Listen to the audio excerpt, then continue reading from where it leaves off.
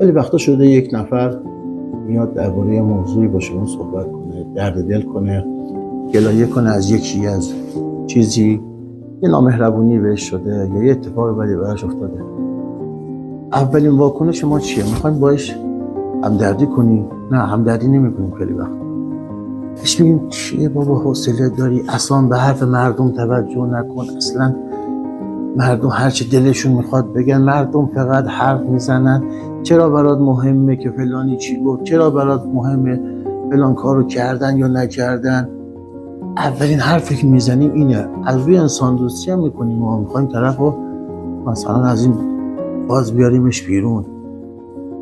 ولی خب این درست نیست دیگه. باید بذاریم اون عزاداریشو درباره اون مسئله بکنه، درباره اون مورد بذاریم حرفشو بزنه، خودشو خالی کنه، بهش رسمیت بدیم که داری درست میگید. این حسی که تو از رفتار یکی گرفتی درسته، اون باید رفتار بهتری با تو میکرد.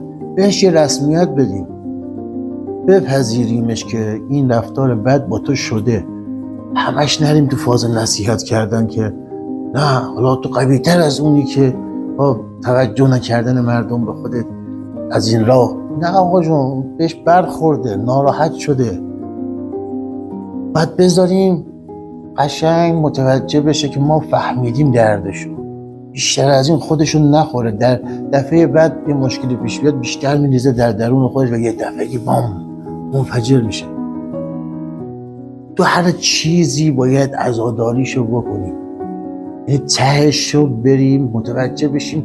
اونجا که خالی شدیم میفهمیم که حالا ارزششو داشت یا نداشت که باستاشو خوردیم. به هم زمان بدیم،